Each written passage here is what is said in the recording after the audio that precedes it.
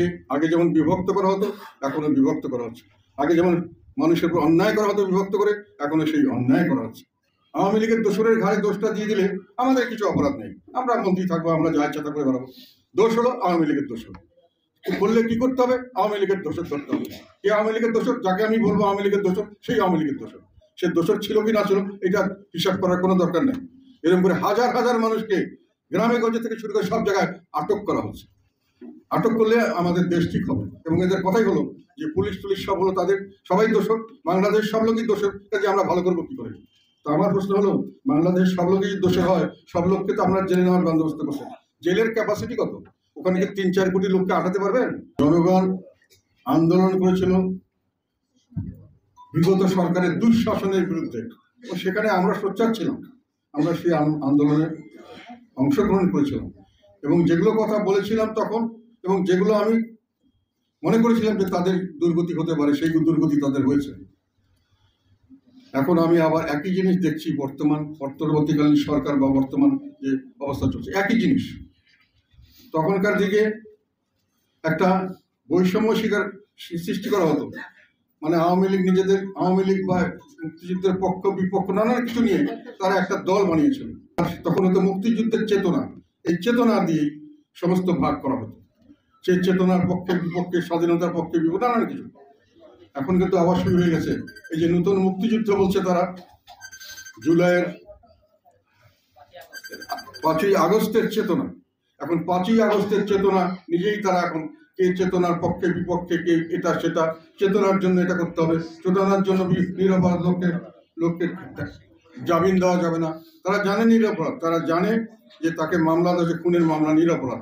তারপরে শুনলাম একজন বিশিষ্ট ব্যক্তিত্ব আইনের সরকারি পক্ষের, ওনারা আর কি দাবি করছে যে জামিন দেবেন না, চেতনা 5ই আগস্টের চেতনা দেখে কিন্তু জামিন দেবেন।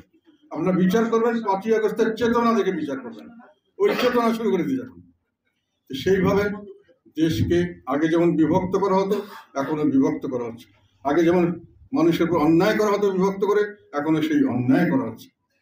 আর একটা জিনিস কালকে রাতের কথা অনেকে বলেছেন যে হঠাৎ করে ঘোষণা, তার আগে আমরা দেখেছি আরেকদিনও একই ঘোষণা, সেটা হলো যে ডেভিল হান্ট করা হলো, এবং এখন সেই ডেভিল হান্ট চলছে। 8-9 হাজার লোক ধরা হয়ে গেছে অলরেডি। এখন কালকে থেকে আবার কথা হলো যে ডাকাতি হচ্ছে, চুরি হচ্ছে বিভিন্ন জায়গায়। আগে সরকারের সময় ছিল একটা বলা হতো জামাত, বিএনপি ইত্যাদি বা জঙ্গি, এখন শুরু হয়ে গেছে যে আওয়ামী লীগের দোষর। আওয়ামী লীগের দোসরের ঘাড়ে দোষটা দিয়ে দিলে আমাদের কিছু অপরাধ নেই, আমরা মন্ত্রী থাকবো, আমরা যা ইচ্ছা তা করে বেড়াবো। দোষ হলো আওয়ামী লীগের দোষর। বললে কি করতে হবে? আওয়ামী লীগের দোষর ধরতে হবে। কে আওয়ামী লীগের দোষর? যাকে আমি বলবো আওয়ামী লীগের দোষর, সেই আওয়ামী লীগের দোষর। সে দোষর ছিল কি না ছিল এটা হিসাব করার কোনো দরকার নেই। এরকম করে হাজার হাজার মানুষকে গ্রামে গঞ্জে থেকে শুরু করে সব জায়গায় আটক করা হচ্ছে।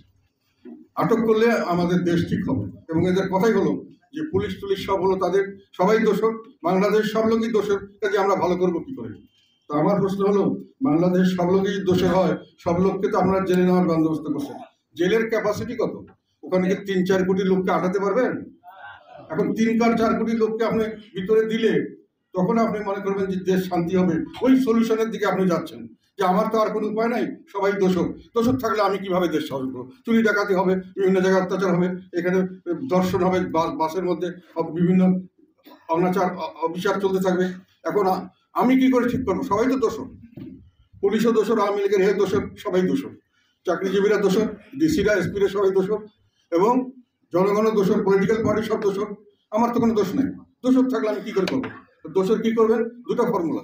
একজন ফর্মুলা দিয়েছিল, যারা খুব থিওরি কথা বলে, অনেক সময় ফেসবুকে এমন কিছু কথা লেখে যার কথার কোনো অর্থ আমরা বুঝতে পারি না, কতগুলো সেন্টেন্স দেওয়া হয়, কতগুলো ওয়ার্ড ইউজ করা হয়, সেই ওয়ার্ডের কোনো মানে আমরা বুঝতে পারি না। বড় জ্ঞানী গর্ব কথা, অর্থহীন কথা, যার কোনো অর্থ নেই।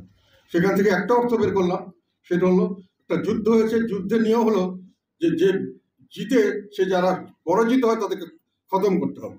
কাজে যারা পরাজিত হয়েছে তাদেরকে খতম করা, এটা হলো একটা সলিউশন বাংলাদেশের জন্য। পরাজিত হয়েছে ফেসিবাদ এবং